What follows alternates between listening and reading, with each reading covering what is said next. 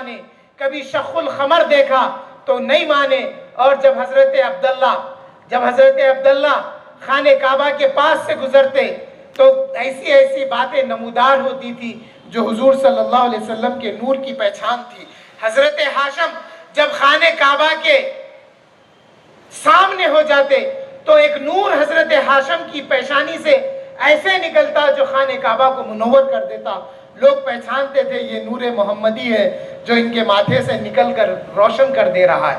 یہ سب باتیں جانتے ہوئے بھی اہل مکہ کفار، اہل مکہ کے کافر مشرک اللہ کے رسول کو اللہ کا رسول نہیں مانے، لیکن ساری کائنات کو حضور صلی اللہ علیہ وسلم کی معرفت حاصل تھی۔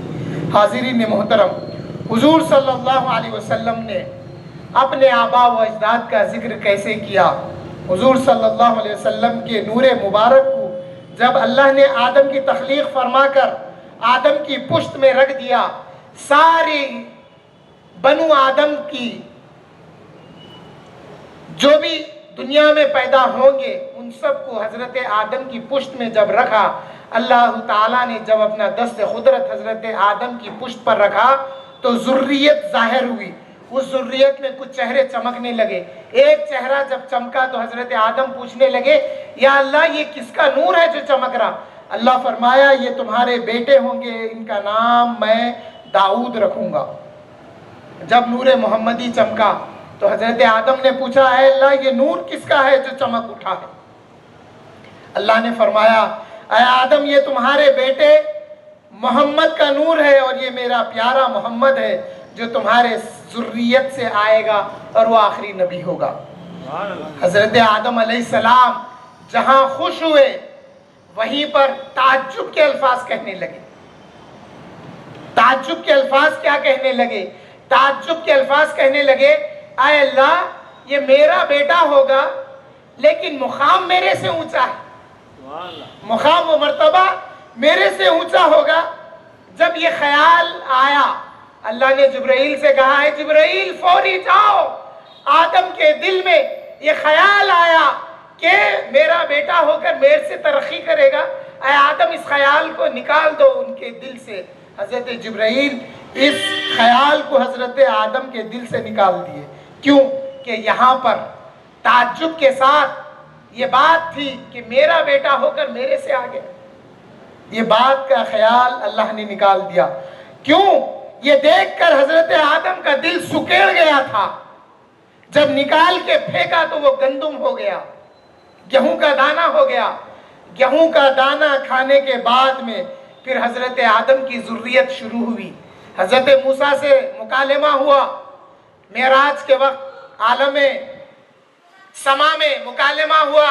حضرت موسیٰ کرنے لگے، اے آدم علیہ السلام جنت میں ہو سکتا ہم لوگ سب جنت میں رہتے تھے، آپ کی وجہ سے ہم دنیا میں آ گئے۔ بڑا مکالمہ ہوا تو حضرت آدم فرمائے، اے موسیٰ کلیم اللہ مجھ پہ ایسی بات مت کہو، اللہ کو جو منظور تھا وہ ہوا، اللہ کو منظور تھا میں دانہ کھانا، پھر شروع ہوا تو آپ بھی تو آئے نا میری وجہ سے یہ باتیں ہوئی۔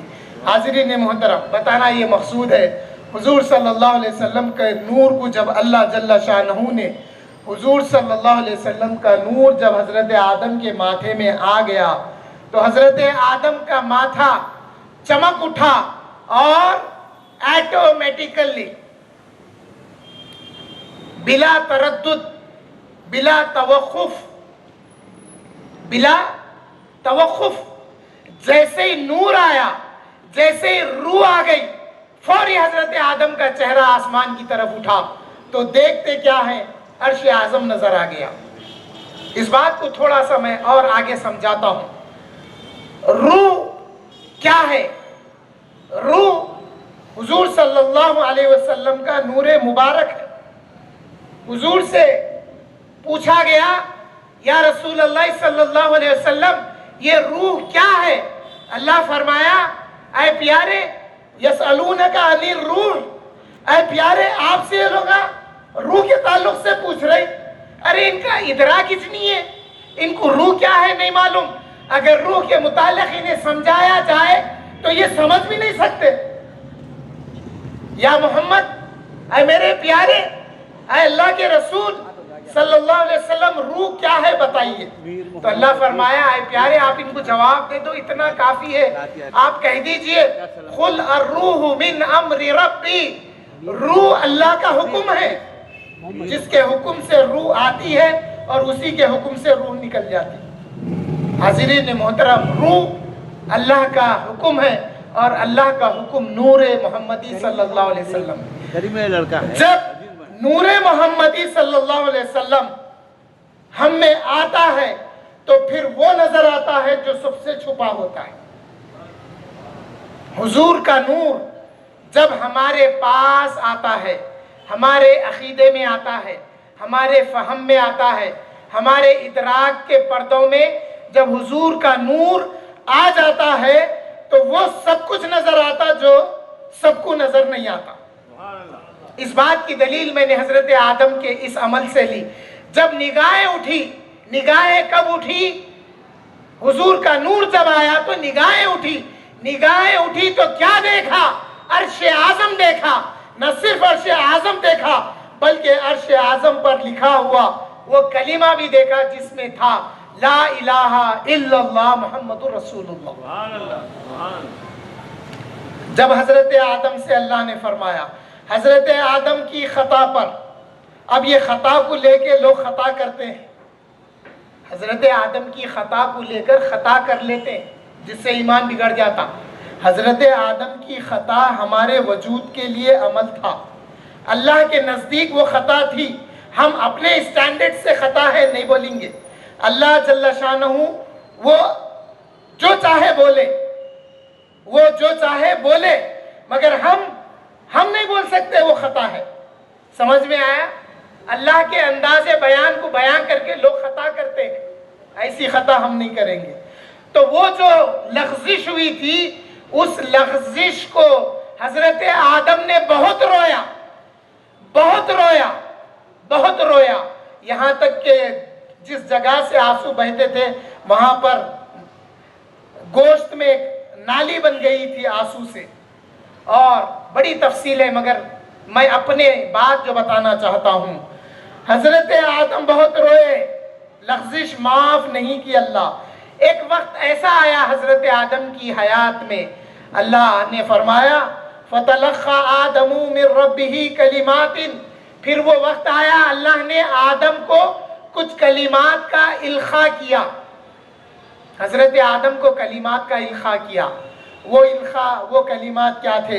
حضرت آدم کہنے لگے ربنا ظلمنا انفسنا وَإِن لَّمْ تَغْفِرْ لَنَا لَنَكُونَنَّ مِنَ الْخَاسِرِينَ. اے اللہ, یہ جو محمد ہیں ان کے نام پر میری لغزش کو معاف فرما. یہ کلمات کہنے کے بعد میں دعا کی قبولیت کے لیے حضرت آدم نے حضور کے نام کا جب وسیلہ لیا تو اللہ پوچھا اے آدم, ابھی میں نے میرے پیارے کو وجود نہیں بخشا ہے, تم نے میرے پیارے کو کیسے پہچان لیا؟ تم کو میرے پیارے کے نام کا ادراک کیسے حاصل ہوا؟ حضرت آدم عرض گزار ہوئے, یا اللہ جب میرے اندر روح آ گئی, میں نگاہیں اٹھا کے دیکھا تو عرش پر لکھا ہوا تھا لا الہ الا اللہ محمد رسول اللہ. تو میں جان گیا جو نام تیرے نام کے ساتھ جڑا ہوا ہے وہ صاحب بزرگ ہے, وہ صاحب فضیلت ہے, وہ تیرا محبوب ہے, وہ تیرا پسندیدہ ہے, اس لیے تو نے اپنے نام کے ساتھ ان کے نام کو جوڑ لیا. سبحان اللہ, سبحان اللہ. یہ بات حضرت آدم کی تھی, یہ بات حضرت آدم نے دیکھی تھی. آئیے رسول اللہ سے پوچھتے ہیں, یا رسول اللہ صلی اللہ علیہ وسلم آپ نے کیا دیکھا آقا عرش پر لکھا ہوا؟ اے آقا, حضرت آدم نے کلمہ طیب دیکھا, وہ ہم کو بتا دیے کہ اللہ کے نام کے ساتھ آپ کا بھی نام ہے. اے آقا آپ نے عرش پر کیا دیکھا؟ آقا نے عرش پر کیا دیکھا؟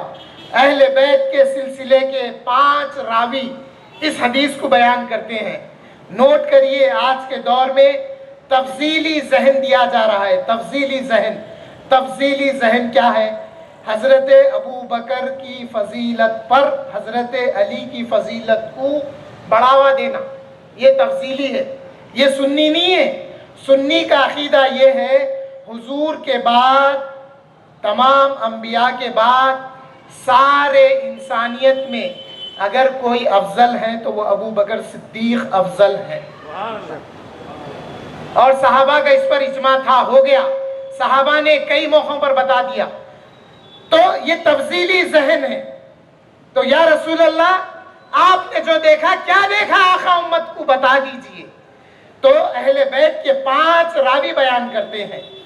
हजरत अली से उनके साहिबजादे इमाम हुसैन रिवायत करते हैं, इमाम हुसैन से उनके साहिबजादे अली बिन हुसैन, जिनको इमाम ज़ैनुल आबिदीन कहते हैं, जिनको सैयदुस साजिदीन कहते हैं, वो बयान करते हैं। उनसे उनके साहिबजादे मोहम्मद बाखर से उनके साहिबजादे हजरत जाफर रजी अल्लाह ताला अन्हु। ये अहले बैत के सिलसिले की कड़ी है। अरे राफ़ज़ियो, अरे तफसीलियो, सुनो अहले बैत क्या कहते हैं।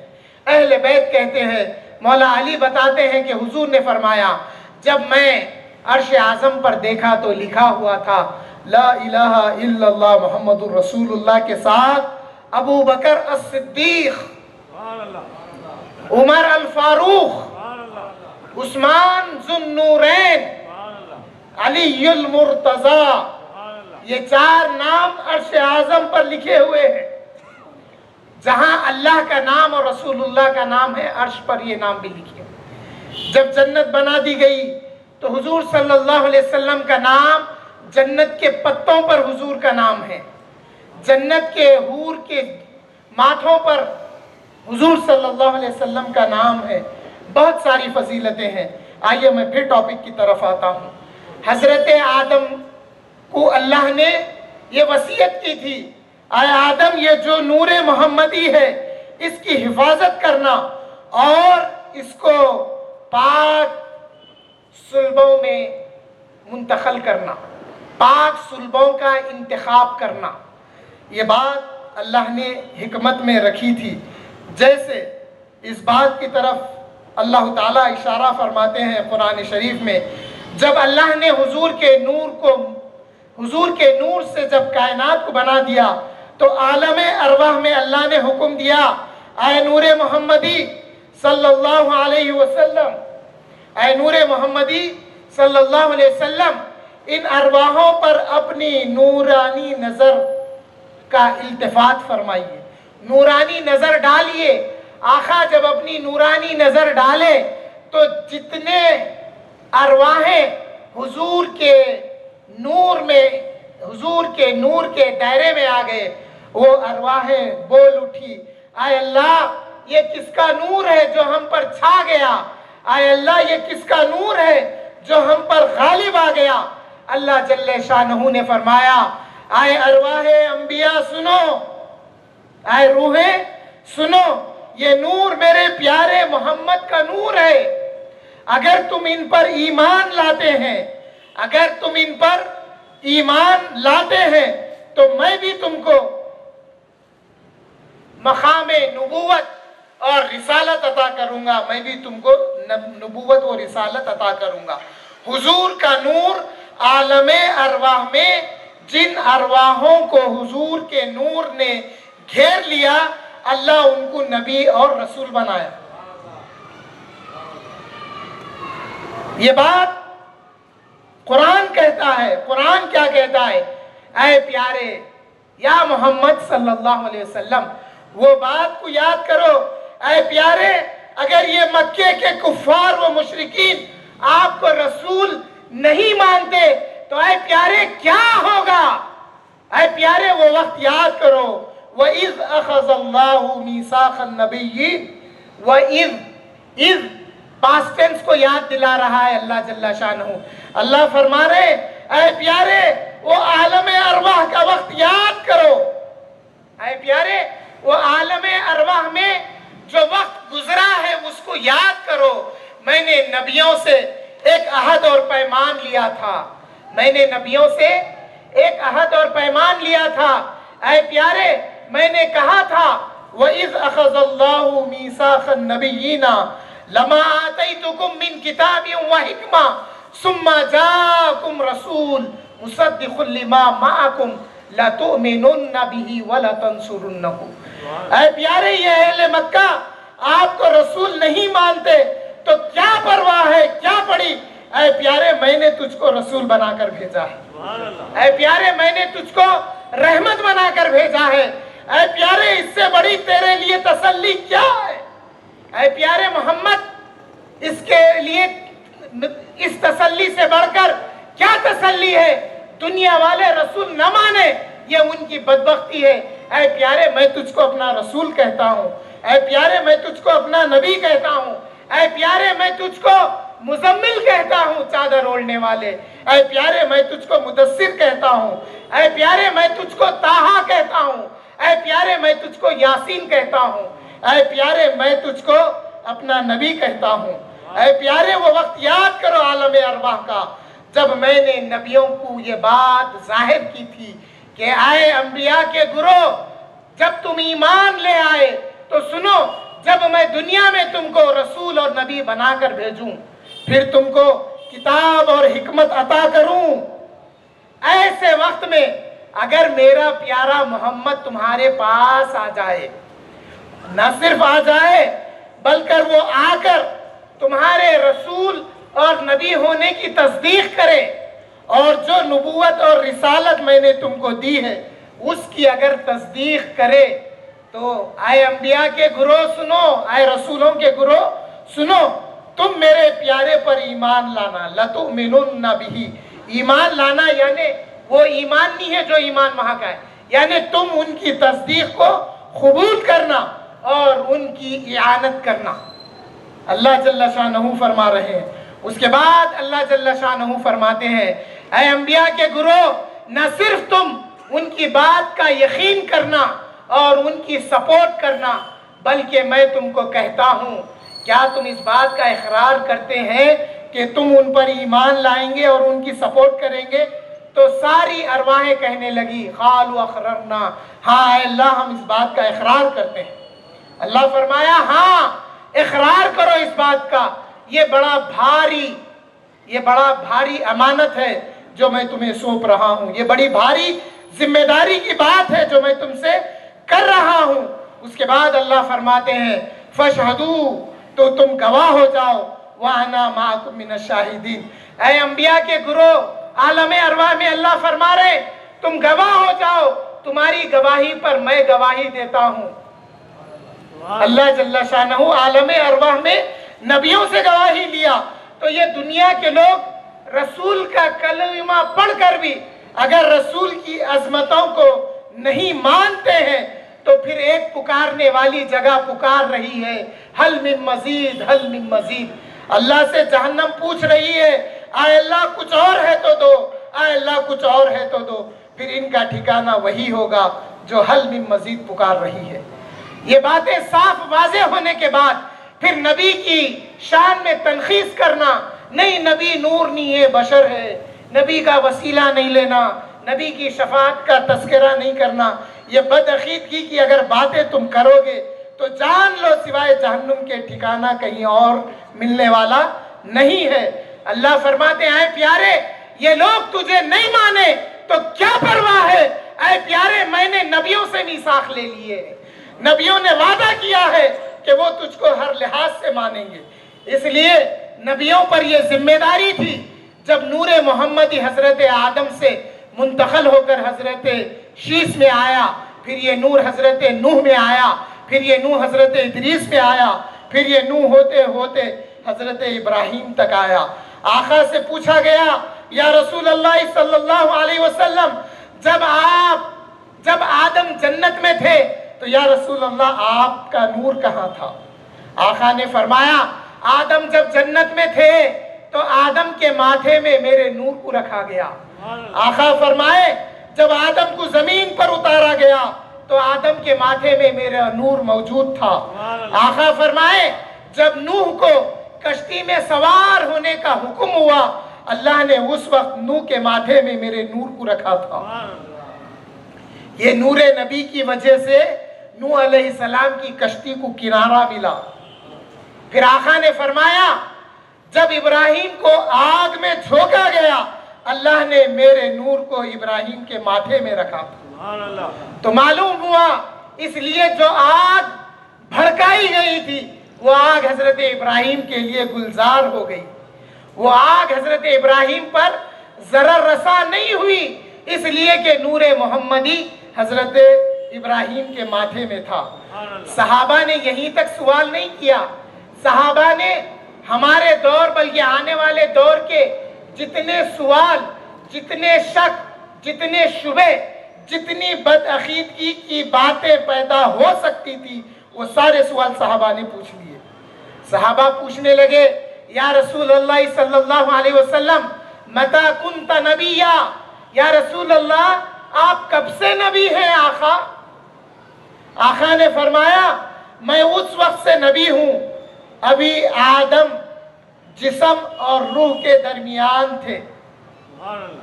حضرت محترم، جسم نہیں بنا، روح کہاں سے آئے گی؟ روح نہیں ڈالی گئی اس لیے کہ جسم پورا نہیں ہوا. یہ جسم اور روح لازم اور ملزوم ہے. جسم ہوتا ہے تو روح آتی ہے، جسم نہیں تو روح بھی نہیں آتی. یہ فرمائے. اور ایک حدیث میں آقا نے فرمایا آدم بین الماء والطین، ابھی آدم خمیر میں تھے، ابھی آدم پانی اور مٹی میں تھے، میں اس وقت سے نبی ہوں. تو نبی آپ کے میرے آقا آدم کی آدمیت سے پہلے بھی نبی ہیں. اب اگر 40 سال میں آقا نے اعلان نبوت کیا تو الفاظ کو آقا کی بارگاہ میں ادب سے استعمال کرنا. اے بدتمیز فرقہ، اے بدتمیز ذہن، یہ بات کو اہل سنت والجماعت کے اسٹیج سے تم اپنے عقیدے کی درستگی کر لو. یہ نہ کہو کہ آقا نے 40 سال میں اعلان نبوت کیا. ارے نہیں، اعلان نبوت، ہاں آقا نے 40 سال میں اعلان نبوت کیا. تم جو کہتے ہیں کہ آقا کو 40 سال میں نبوت ملی، یہ عقیدہ ہمارا عقیدہ نہیں ہے. اس واسطے ان کا عقیدہ میری زبان پہ بھی نہیں آیا. کیوں کہ ایک ہی عقیدہ بیان کر کے عادت ہے نا، تو بدعقیدوں کا عقیدہ بھی نہیں آتا، ان کو بولنے بیٹھے بھی تو نہیں آتا. پہلے تو اپنا عقیدہ بتا. یہ محبت کا تقاضا ہے. میں اللہ رسول کا شکر ادا کرتا ہوں جب ان کو بتانے کا وقت آیا تو بھی وہی عقیدہ بتایا جو اللہ اس کے رسول نے سکھایا. اب یہ لوگ جو کہتے ہیں 40 سال میں نبوت ملی تو اعلان کرے، ارے نہیں، نبوت تو جبھی سے ہے، ابھی آدم بھی نہیں تھے. آقا نبی اس وقت سے ہے. 40 سال میں آقا نے اعلان نبوت کیا. یہ عقیدہ اہل سنت والجماعت کا عقیدہ، یہی عقیدہ آقا کی بارگاہ میں با ادب عقیدہ ہے، بے ادب نہیں. بعض عقیدے ایسے ہوتے ہیں وہ اللہ کی بارگاہ میں، رسول اللہ کی بارگاہ میں بے ادب کر دیتے ہیں انسان کو. یہ عقیدہ وہ ہے جو با ادب ہے. حاضرین محترم، آقا سے پوچھا گیا یا رسول اللہ آپ کب سے نبی ہے؟ آقا فرمائے میں اس وقت سے نبی ہوں ابھی آدم کا وجود بھی نہیں تھا. حاضرین محترم، آقا فرماتے ہیں، آقا یہ فرماتے ہیں میرے والد حضرت عبداللہ سے لے کر حضرت آدم تک میرے جتنے آبا و اجداد ہیں سب دین کے مطابق نکاح کیے ہیں. ان میں کوئی دور جہالت کی رسم شامل نہیں تھی. اور پھر اس بات کا ذکر اللہ کیسے فرماتا ہے؟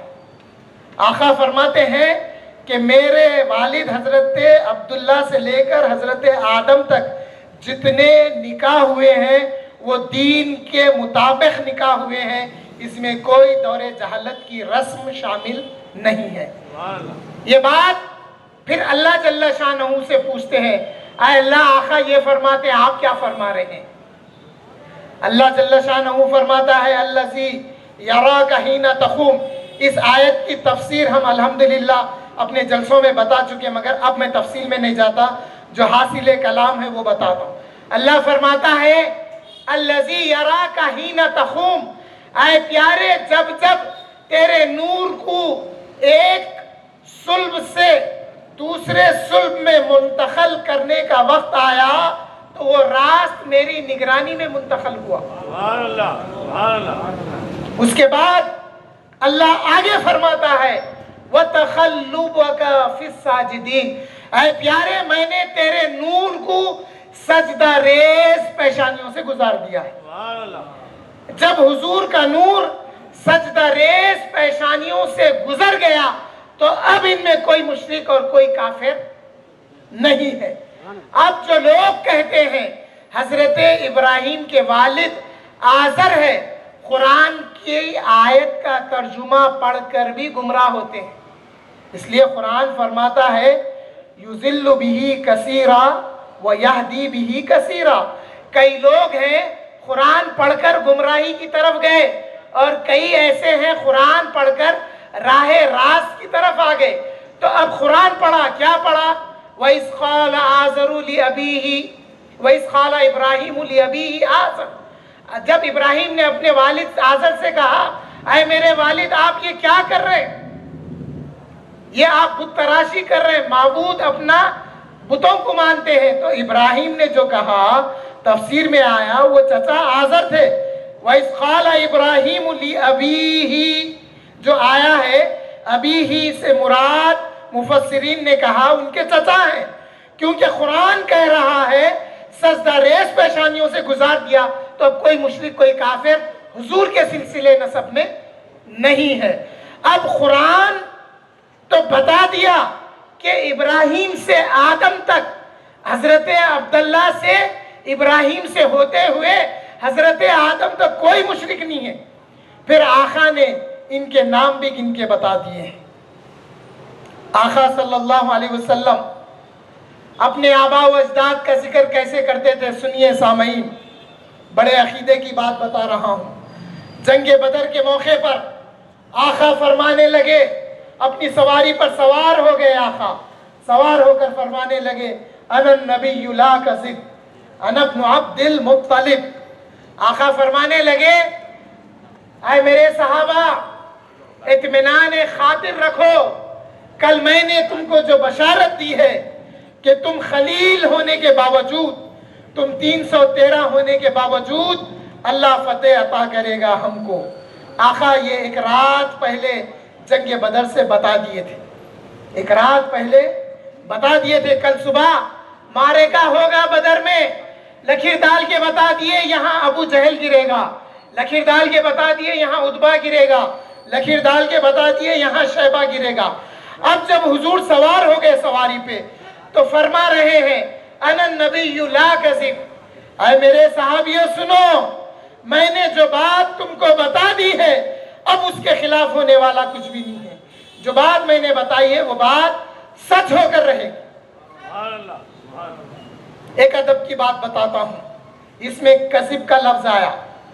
आम मुल्लाओं से पूछो, अरबी की बेसिक जानने वालों से पूछो, इनके आलिम से पूछो जिनको ये लोग अल्लामा कहते, पूछो कज़िब का माना झूठ लेता हूँ। हुजूर फरमा रहे अनन नबिय्यु ला कज़िब। झूठ क्या लफ्ज है सुनिए, झूठ जो अमल है ना उसकी मजम्मत जितनी सख्ती से आई है वो लफ्ज भी वैसी मोटा है, सख्त लफ्ज है झूठ। अगर मैं किसी को बोलूं मेरे हम उम्र को आप झूठ बोल रहे, बोलते गुस्सा आता, उसके अमल पे गुस्सा नहीं आता उसको, हाँ मैं गलत करा तो बोल रहे हैं, नहीं बोलते, हाँ आप मेरे को झूठा बोल रहे हैं, वो ऐसा नहीं ऐसा हुआ दलीला देता। तो हाजिरीन मोहतरम, झूठ का लफ्ज हम अरबी के तर्जुमे में झूठ का लफ्ज नहीं लेंगे। आला हजरत पे कुर्बान जाऊं, जिन्होंने कुरान का जो तर्जुमा किया तो उर्दू अदब का लिहाज रखकर आका के अदब को सिखाया लोगों को, क्या है लोगों आका का अदब कैसा करना चाहिए। जब छोटे बच्चे से हम बात करेंगे तो मजम्मत करते हुए हमारे जहन में रहेगा कि हम इसको तंबी करेंगे और मजम्मत करेंगे, बेटे आप झूठ बोल रहे हैं, ऐसा नहीं बोलना बोलेंगे। लेकिन बड़ों को बोलेंगे, बाबा को बोलेंगे, बाबा आप झूठ बोल रहे हैं बोल के बोलेंगे, नहीं बोलेंगे, बेअदबी दिखती। बाबा को बोलेंगे बाबा जान आप जो बात बता रहे हैं ये वाकया ऐसा नहीं है, बाजान आप जो बात बता रहे ये आप खिलाफ वाकया बोल रहे, मफहूम वही से ना, अल्फाज में इख्तिलाफ है। बाअदब लोगों को अदब के अल्फाज सूझते, बेअदबों को बेअदबी के अल्फाज आते। क्यों आते? उन्होंने रसूल की बारगाह में अदब का लिहाज नहीं रखा, तो फिर अल्लाह इनके दिल से अदब को निकाल देता। बेटा बाप को बोलता आप झूठ बोल रहे, हमारे बच्चे नहीं बोलते, हम नबी का अदब करें ना, तो उसका फैज ये मिलता हमारे बच्चे हमारे से बाअदब रहते। ये बात को यकीन कर लो, नबी की बारगाह में अदब से रहो, अपनी औलाद हमसे अदब में रहती।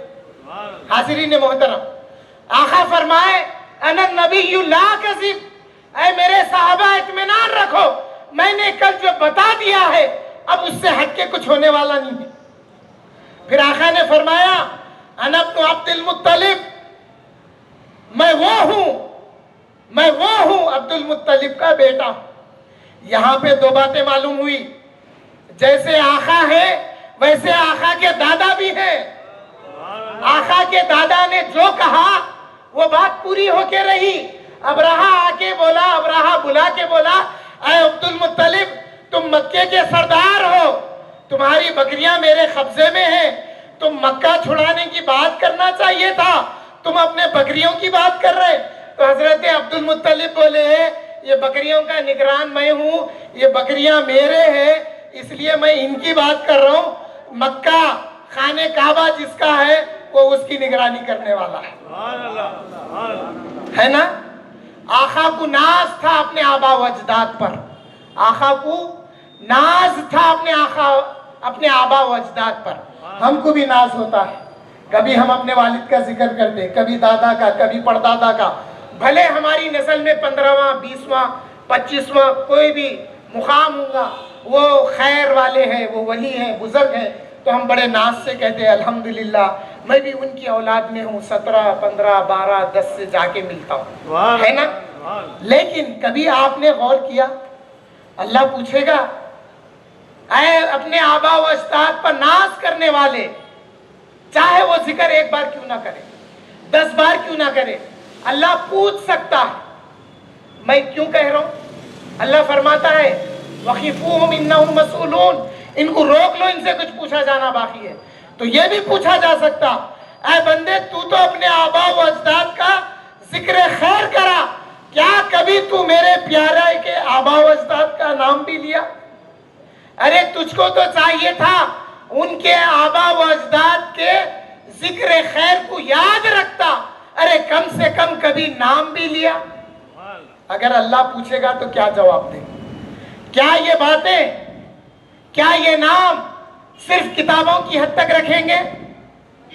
बड़ा अफसोस हुआ मुझे, रद्दी की दुकान से जब मैंने किताबें उठाई तो वो सीरत हल्बिया थी जो आज नहीं छप रही।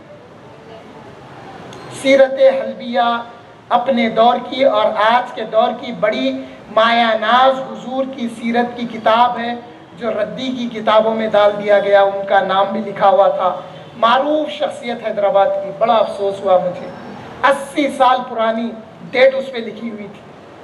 मैं उठा के उसको हिफाजत से ले गया, घर रखा। मामला क्या हुआ ये हो सकता है हम अपने बच्चों को इन किताबों के बारे में नहीं बताए, हम अपने पास रखी हुई दीन की किताबों के बारे में अपने बच्चों को नहीं बताएंगे तो हमारे मरने के बाद वो बच्चे कहेंगे दीन की किताब है, हम किसी को दे देते हैं। अगर दीन की समझ रही तो मदरसे में या किसी मौलवी को देते, दीन की समझ नहीं रही तो रद्दी में डाल देते। बड़ा पुराशोक जमाना आ गया है दोस्तों। तो बता ये रहा था मैं कि हुजूर सल्लल्लाहु अलैहि वसल्लम के आबा व अजदाद के मुताल्लिक़ अगर पूछा जाएगा तो क्या जवाब देंगे? अहले सुन्नत वल जमात के स्टेज से एक दावत ख़ास हम देते हैं कि मीलाद के मौके पर हुजूर सल्लल्लाहु अलैहि वसल्लम के आबा व अजदाद के नाम का विर्द करें। आप भी नाम पढ़ें, मैं भी नाम पढ़ता हूँ। अगर आप अच्छे से सुनकर उसको रिपीट करते हैं तो फिर अल्लाह के पास एक हमारी सनद बन जाएगी। ऐ अल्लाह, नादानी में हमने अपने आबा व अजदाद का तज़किरे खैर किया था, لیکن یا اللہ جب آپ کے پیارے کی عظمت معلوم ہوئی تو ہم اس خوف سے کہ کہیں تو یہ نہ پوچھ لے کہ میرے پیارے کے آبا و اجداد کا بھی ذکر کیا ہے، اس لیے اے اللہ ایک جلسہ عثمان سیٹھ اپنے مقام پر ایک جلسہ منعقد کیے تھے، جس میں اہل سنت والجماعت کے اسٹیج سے آپ کے پیارے کے آبا و اجداد کے نام کا ورد ہوا تھا۔ اے اللہ میں شامل تھا، میں نے سنا ہے، میں نے پڑھا ہے، کہنے کے لیے گنجائش بن جائے۔ آقا سے پوچھا گیا یا رسول اللہ صلی اللہ علیہ وسلم آپ کون ہیں آقا؟ آقا آپ کے آبا و اجداد کون ہیں؟ مفہوم ہے، اے آقا آپ کون ہیں؟ کون ہیں کیا؟ صحابہ نہیں جانتے تھے اللہ کے رسول ہیں، اللہ کے نبی ہیں، اللہ کے آخری نبی ہیں، یہ سب جانتے تھے، لیکن یہاں پر مفہوم یہ ہے یا رسول اللہ صلی اللہ علیہ وسلم آپ اپنے گھرانے کے متعلق بتائیں۔ آقا کیا فرماتے ہیں؟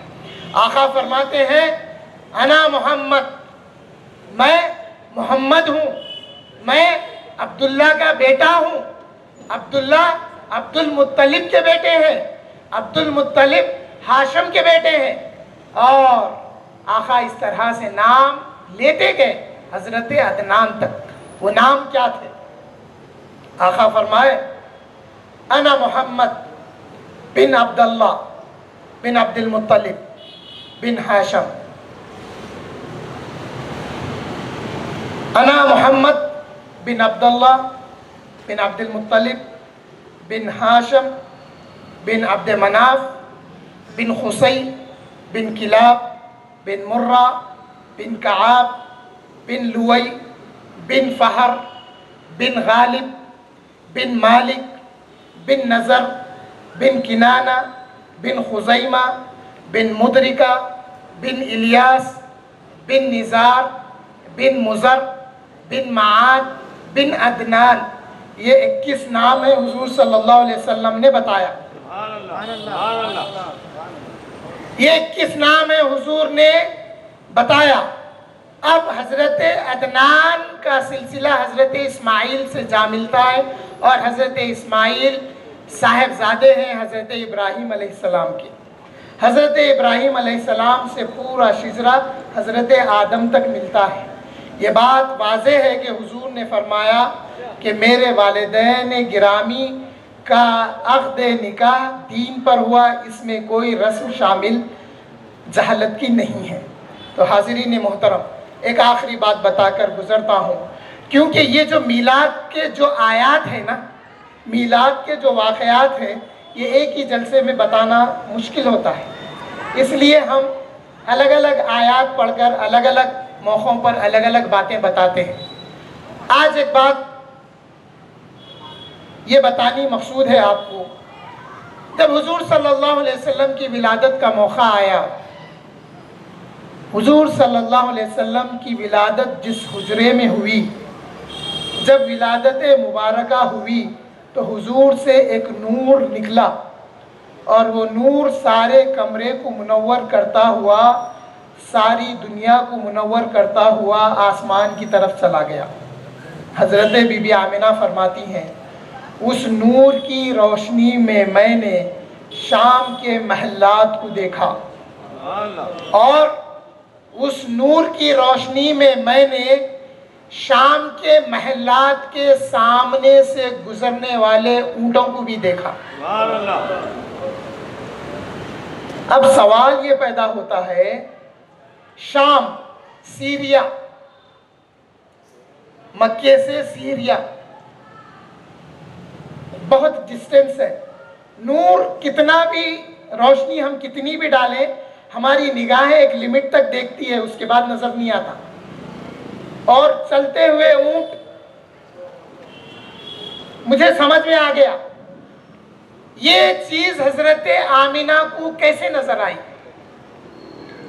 تو آقا کی نظر کرم، آقا کی نظر مبارک یہ ہوتی تھی، آپ جب زمین پر بیٹھ کر نگاہیں اٹھاتے تو اللہ جل شانہ نظر آتا، عرش اعظم نظر آتا تھا۔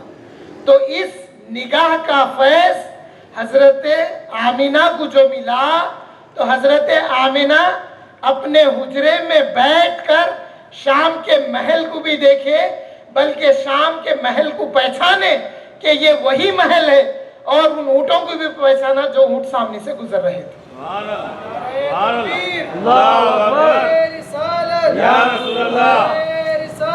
اب اگر کوئی پوچھے باقر صاحب یہ آپ کا عقیدہ ہے، یہ آپ ایک تعویل بتائے، تو آؤ پھر حقیقت کی طرف آتے ہیں۔ حضرت عمر رضی اللہ عنہ مسجد نبوی کے منبر پر خطاب فرما رہے ہیں، دوران خطاب فرمانے لگے، یا ساریہ انظر الی الجبل، ایک روایت میں ہے یا ساریہ الجبل الجبل، حضرت ساریہ کو ایک لشکر دے کر بھیجے تھے حضرت عمر رضی اللہ تعالیٰ عنہ۔ حضرت ساریہ مقابلہ کر کے جب پلٹ رہے تھے تو پہاڑ کی اونچائی سے وہ جو دشمن تھے وہ حملہ آور ہونے کا ارادہ کر رہے تھے۔ حضرت عمر جمعہ کا خطبہ دے رہے، منبر پر کھڑے کھڑے فرما رہے، اے ساریہ ادھر دیکھو، اے ساریہ ادھر دیکھو۔ تو حضرت عمر مدینے میں ہیں، دکھائی کہاں کا دے رہا ہے؟ ساریہ کو دیکھ رہے ہیں۔ آؤ پھر حدیث سے پوچھتے ہیں، اس کے علاوہ کوئی حدیث ہمارے لیے ہے؟ آقا فرماتے ہیں اتقوا من فراست المومن، مومن کی فراست سے بچو، فإنه ينظر بنور اللہ، کیونکہ وہ اللہ کے نور سے دیکھتا ہے۔ جب ایک عام مومن اللہ کے نور سے دیکھتا ہے تو اس کو وہ سب کچھ دکھائی دیتا ہے۔ تو پھر حضرت عمر کا کیا مقام ہے، پھر حضور صلی اللہ علیہ وسلم کی والدہ کا کیا مقام ہے؟ حاضرین محترم، یہ بات میری اچھے سمجھ میں آ گئی۔ یہ بھی فیض ملا میرے کو حسین شاہ ولی رحمت اللہ علیہ کا ایک جلسہ 11 ربیع الاول کا ایک جلسہ حسین شاہ ولی رحمت اللہ علیہ کی بارگاہ میں منعقد تھا، وہاں پر یہ بات میرے ذہن میں آئی اور حقیقت سے ہٹ کے نہیں ہے، آپ انشاءاللہ تسلیم کریں گے۔ بی بی آمنہ نے نور کی روشنی میں شام کے محلات کو دیکھا، وہاں سے گزرتے ہوئے اونٹوں کو دیکھا اور دنیا والوں کو بتا دیا، تو ہم تک وہ بات پہنچ گئی۔ یہ بات میرے کیا سمجھ میں آئی؟ میرے یہ سمجھ میں آئی کہ اللہ نے دکھایا، اے آمنہ سلام اللہ علیہا، اے آمنہ میں نے جو صاحبزادہ آپ کو دیا ہے یہ میرا پیارا ہے اور یہ آخری نبی ہے۔ اب یہ نبوت ان کے بعد آنے کے بعد ختم ہو گئی اور نبوت کا دروازہ بند ہو گیا، اب دین مکمل ہو جائے گا، لیکن ایک وقت 60 ہجری کا وہ آئے گا، ایک وقت 60 ہجری میں وہ آئے گا جو دین یہ پیارا لے کر آیا ہے، اس دین کو بگاڑنے کی کوشش کی جائے گی۔ تو اس دین کو بچانے کے لیے یہ پیارے محمد صلی اللہ علیہ وسلم کا نواسا حسین کربلا میں دین کو بچائے گا، دین مکمل ہوگا یہ پیارے کے ذریعے اور دین بچے گا کربلا میں حسین کے ذریعے۔ تو اے آمنہ وہ منظر بھی دیکھنا، دین بچنے کے بعد حسین کی شہادت ہونے کے بعد حسین کے گھر والے جب کربلا سے نکل کر شام کے محل تک پہنچیں گے، ان اونٹوں پر جب وہ پہنچیں گے تو دیکھو آمنہ یہ امت جو یہ پیارے کی امت ہوگی، یہ امت کیسی امت ہوگی؟ یہ پیارے نے راہ راست دکھایا، یہ پیارے نے میرا پتہ بتایا، یہ پیارا رحمت بن کر آیا، اور یہ پیارے کے رحمت ہونے کی وجہ سے اس امت کو میں بخشنے کا وعدہ کیا ہوں۔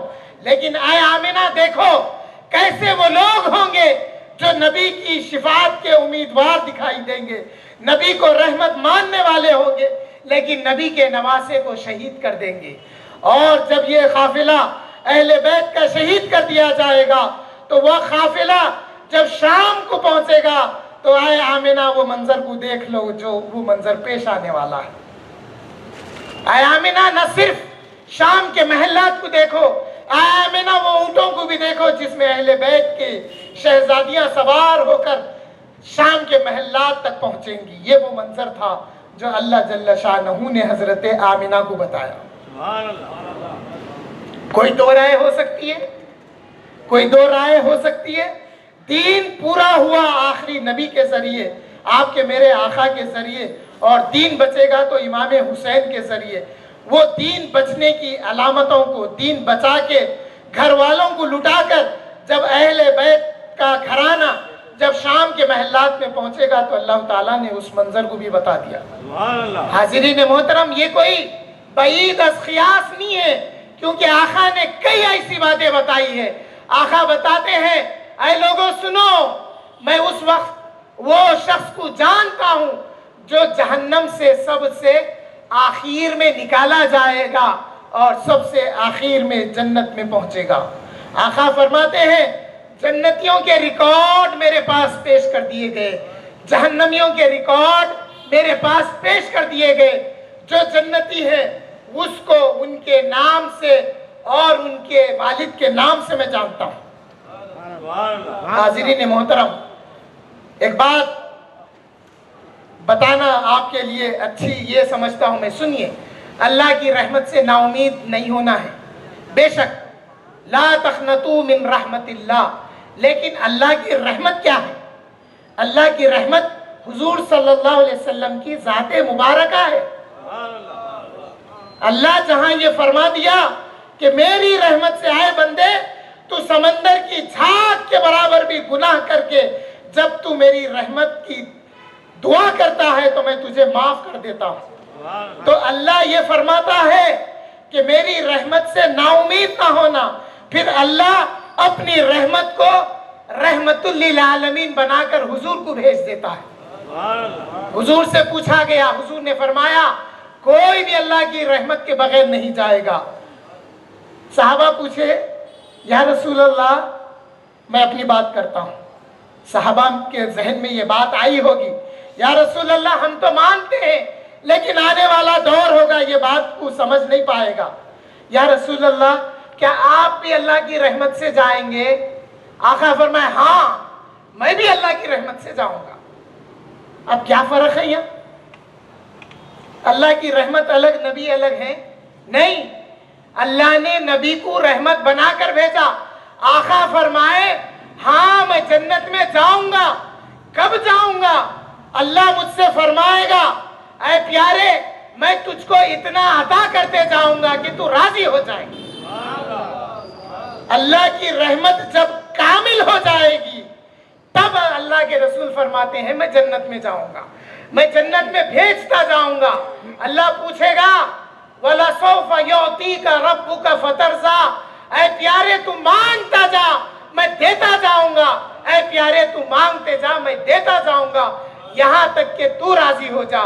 تو آقا جب تک آخری جنتی جنت میں داخل نہیں ہوگا آقا راضی نہیں ہوں گے، یہ آقا نے فرمایا۔ اور حاضرین محترم، لا تقنطوا من رحمت اللہ، اللہ کی رحمت سے مایوس نہ ہو، یعنی حضور کی ذات سے مایوس نہ ہونا۔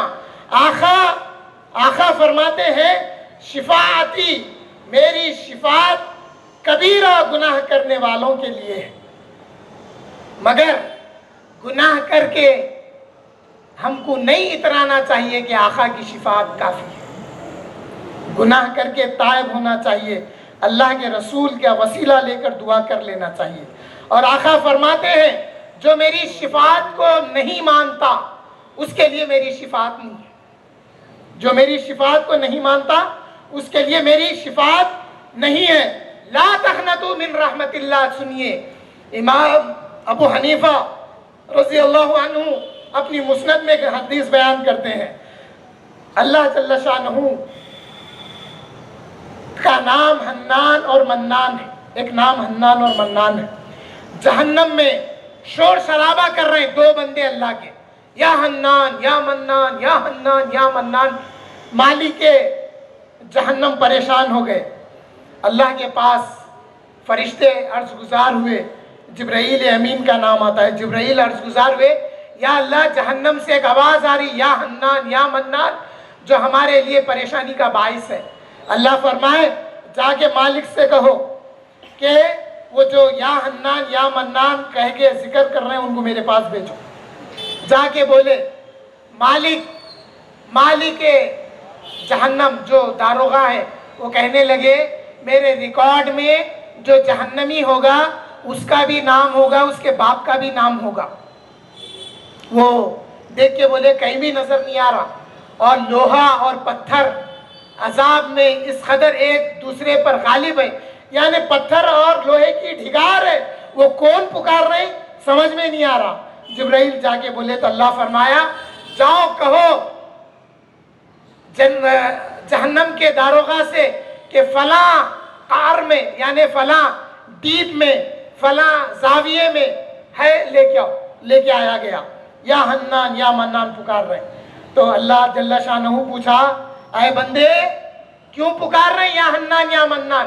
وہ بندے کہنے لگے اے اللہ تو جہنم میں ڈالنے کے بعد بھی تیری رحمت سے ہم نا امید نہیں ہیں، اس لیے تجھے حنان اور منان پکار رہے ہیں۔ تو اس بات سے کیا پتا چلا؟ چاہے کتنی ہی مصیبتیں آ جائیں دین میں یا دنیا میں، اللہ کی رحمت سے نا امید نہیں ہونا ہے۔ اگر کوئی یہ سمجھے کہ میں زندگی بھر دین کا کام کیا ہوں، یہ آفتوں مصیبتوں میں مبتلا ہوں، تو اس حدیث کو پیش نظر رکھ کر یہ سمجھنا کہ میں ہر حال میں اللہ سے نا امید نہیں ہوتا۔ اور بے ادبی کی بات سنیے، اگر کوئی کہتا ہے یہ مصیبتیں میرے پہ آئی، یہ مصیبتیں نبیوں پہ بھی آئی، تو یہ بے ادبی ہے۔ امام قاضی ایاز فرماتے ہیں یہ بے ادبی ہے۔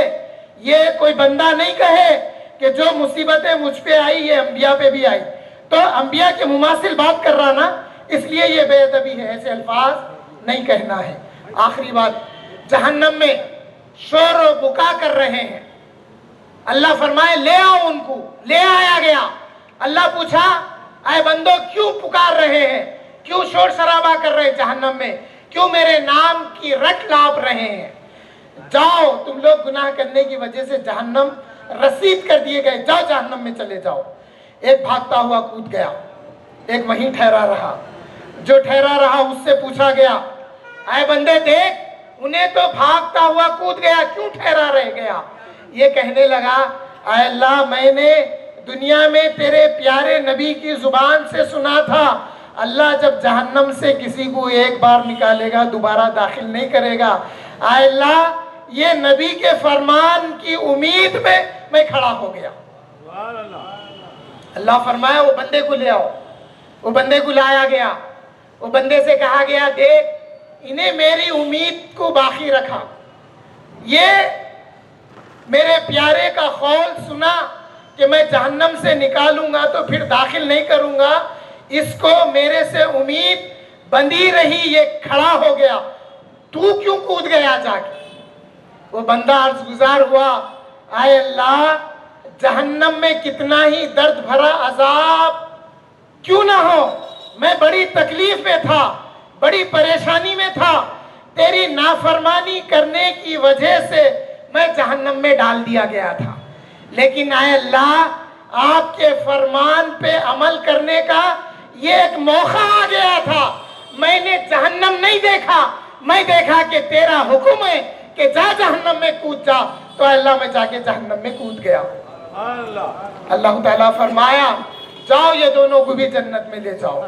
تو حاضرین محترم، قیامت میں اگر رحمت ملے گی، قیامت میں اگر شفاعت ملے گی، قیامت میں اگر رحمت کا سایہ ملے گا، اور قیامت میں اگر حوض کوثر سے مشروب ملے گا، اور قیامت میں اگر راحت ملنی ہے، قیامت میں اگر اپنے اولیاء کرام کے ساتھ اللہ کے حضور حاضر ہونا ہے، قیامت میں اگر لوائے حمد کے تلے چلنا ہے، قیامت میں اگر نور حاصل کرنا ہے، قیامت میں اگر راحت حاصل کرنا ہے، قیامت میں اگر عرش الہی کا سایہ حاصل کرنا ہے، تو حضور صلی اللہ علیہ وسلم کی محبت کو اپنے دلوں میں بسانا ہوگا، اور حضور صلی اللہ علیہ وسلم کی محبت کے چرچے کرنے ہوں گے، اور حضور صلی اللہ علیہ وسلم کی محبت میں اپنا خاتمہ ہونے کی دعائیں کرنی پڑے گی۔ اللہم ربنا آتنا فی الدنیا حسنۃ وفی الآخرۃ حسنۃ وقنا عذاب النار۔ اللہم ارنا الحق حقا وارزقنا اتباعہ وارنا الباطل باطلا وارزقنا اجتنابہ۔ اے اللہ آپ ہمیں اپنا خوف بھی عطا کریے، اے اللہ آپ ہمیں آپ کے پیارے ہمارے آقا کی محبت بھی عطا کریے، اور اے اللہ مرنے سے پہلے زباں پر کلمہ طیب لا الہ الا اللہ محمد الرسول اللہ نصیب فرمائیے، اور خبر میں آقا کو جب دیکھیں تو برملا کہہ اٹھے مصطفیٰ جان رحمت پہ لاکھوں سلام، وآخر دعوانا ان الحمدللہ رب العالمین، سبحان ربک رب العزت عما یصفون، وسلام علی المرسلین والحمدللہ رب العالمین۔